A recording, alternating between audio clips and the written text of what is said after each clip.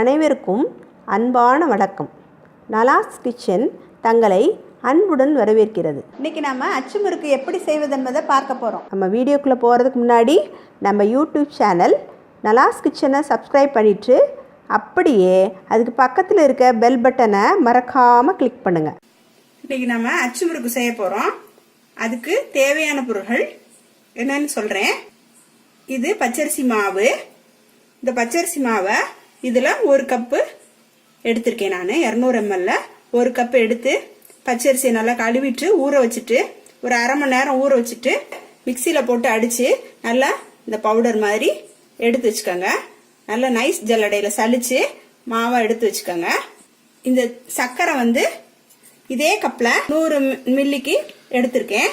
அடுத்து இதுக்கு தேவையான எள்ளு, ஏலக்காய் பொடி, ஒரு சிட்டிகை உப்பு, ஒரு முட்டை, தேங்காய் பாலை எடுத்து வச்சிருக்கேன். இடியாப்பத்துக்கு தேங்காய் பால் எடுக்கிற மாதிரி ஒரே ஒரு சில்லு அளவுக்கு எடுத்துட்டு அதுல அந்த தேங்காயை நல்லா மிக்சியில போட்டு அரைச்சு கொஞ்சமா தண்ணி விட்டு கெட்டி பாலா எடுத்து வச்சுக்கோங்க. வெறும் பால், தேங்காய் ஜீனி போடாம இதுதான் நமக்கு அச்சு முறுக்குக்கு தேவையான பொருள்கள். இப்போ ஒரு முட்டைய பாத்திரத்துல உடைச்சு நல்லா உடைச்சு ஊத்திடுவோம். ஊத்திட்டு இதை கொஞ்சம் நல்லா பீட் பண்ணிக்கணும். இதுலயே நம்ம எடுத்து வச்ச ஜீனியும் போட்டுக்கிறோம்.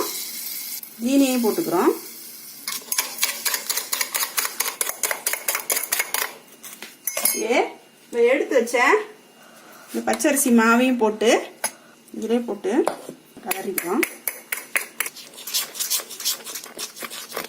தேங்காய் பாலையும் விட்டுக்கிறோம். தேங்காய் பால் வந்து டேஸ்ட்டுக்கு தான் நம்ம போடுறோம். இந்த முட்டை வந்து நல்லா பைண்டிங் ஆகும். இந்த மாவோட ஒன்று சேர்ந்து இந்த அச்சில் ஒட்டும். நம்ம வச்சிருக்க இந்த எள்ளையும் போட்டுக்கணும். 1 ஸ்பூன் அளவுக்கு வச்சிருக்கேன். எள்ளை போட்டுக்குவோம். ஒரு சிட்டிகை உப்பு, இந்த ஏலக்காய் பொடி அதையும் போட்டுக்குவோம். போட்டு நல்லா கலந்து விட்டுக்கணும். இப்போ நம்ம போட்டது எல்லாத்தையும் சேர்த்து கலக்கியாச்சு. இந்த பாருங்க, நல்லா தண்ணியே நம்ம கலக்கல. இந்த ஜீனி, அரிசி மாவு, முட்டை, கொஞ்சமா தேங்காய் பால் இதான் விட்டுருக்கோம். அதே பாருங்க நல்லா தண்ணியா இருக்கு பாருங்க. தண்ணியே கொஞ்சம் கூட ஆட் பண்ணல நம்ம. இதுவே போதும். நல்லா கட்டி இல்லாம இங்க பாருங்க நல்லா கரைஞ்சிச்சு. இப்போ நம்ம அடுத்து அச்சு முறுக்கு ரெடி பண்ண போறோம். இப்போ நம்ம சைட்ல என்ன பண்றோம், இந்த அச்சு முறுக்கு கரண்டி, இந்த கரண்டி இப்போலாம் நான்ஸ்டிக்லேயே வந்துருச்சு. நீங்கள் அது மாதிரி வாங்கி யூஸ் பண்ணிக்கலாம். அதை முன்னாடி என்ன பண்ணோம், எண்ணெயில் போட்டு ரெடி பண்ணி வச்சுக்கணும் நம்ம சூடா.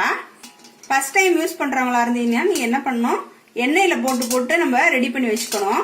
அப்போதான் அது இந்த எண்ணெய் பசை இருக்கிறதுனால ஈஸியாக நல்லா உள்ள எண்ணெய்க்குள்ள போட்டோன்னா அச்சு அழகாக வரும். முதல்ல போடும்போது கொஞ்சம் பிஞ்சு வரும். அப்புறம் அடுத்தடுத்து போடும்போது நல்லா பழகிடும். அந்த அச்சு பழகின பின்னாடி அழகா வந்து விழுந்துரும். இப்போ நம்ம அச்சை அப்படி ஃபுல்லா பண்ணிடாதீங்க.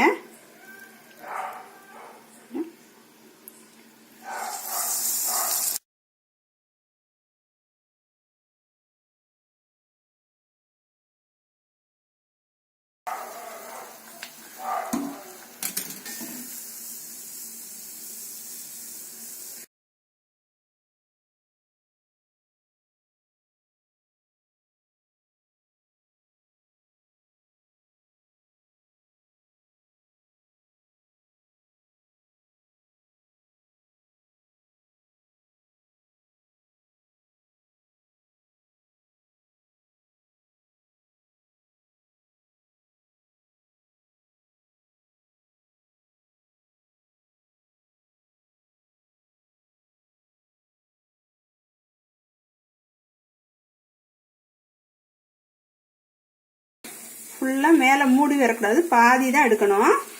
அப்பதான் உங்களுக்கு அழகா அச்சு விழுகும். இல்லைன்னா கீழே விழுகிறது தரமா இருக்கும்.